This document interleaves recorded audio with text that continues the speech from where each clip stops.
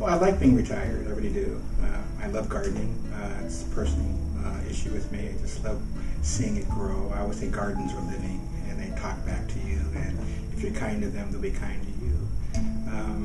I love family. I got to spend a lot of quality time with my family that I haven't been able to spend over the last 25 years of my life. And then this is the best place in the world to live.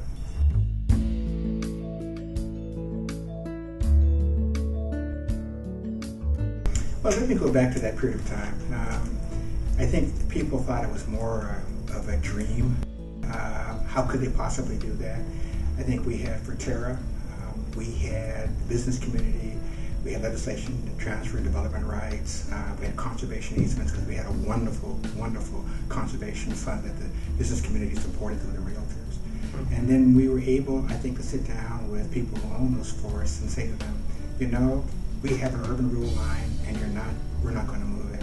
So the possibility of seeing you sell your property for development is nil.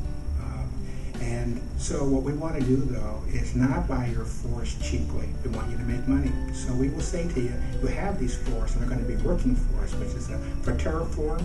Forterra coined that language, a working forest. And we said you can make money off logging, off forest products. But what we want is your development rights. We want your conservation easements on those properties. We want them to be green in perpetuity.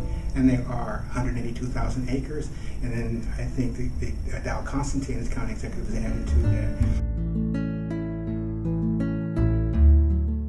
I mean, when you're back in Washington, D.C., and you talk about the great Northwest, and you talk about this area in particular, what is happening, people just go, wow, because they cannot comprehend this kind of investment. It is urban at all costs. It is sprawl at all costs. It is roads at all costs. And they can't believe that people traded off what they call large forested properties to protect them in perpetuity for multiple generations and still have a vibrant economy. So now they're trying to say, ooh, how did you do that again?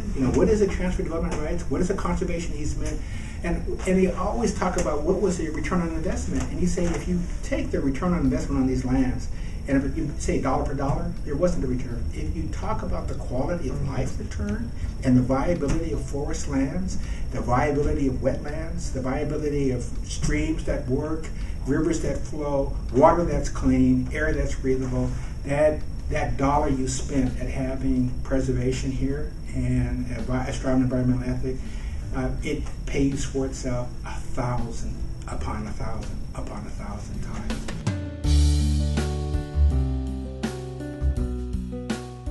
And we tend, for whatever reasons, to talk about parks and playgrounds and trails and community gardens and wider sidewalks as amenities. Those are not amenities. They have very real consequences. We made a decision as a nation to move forward on health care. And we keep saying, what will be the things that will undermine that? Our built environment is the most significant factor. So as we move and reshape our cities, we've got to be able to see these features as additive, not in terms of cost, additive in terms of quality. And what we need to also understand is that they are investments that will prevent bad things from happening to us financially. I look at organizations like Forterra and say, Forterra works, along with some other organizations, if they work really, really well, I have no doubt that my grandchildren, or my great-grandchildren, I have grandchildren now, but that their children will look back and we will become the wow generation instead of, can you believe they did this? And right now we're at a, can you believe they did this?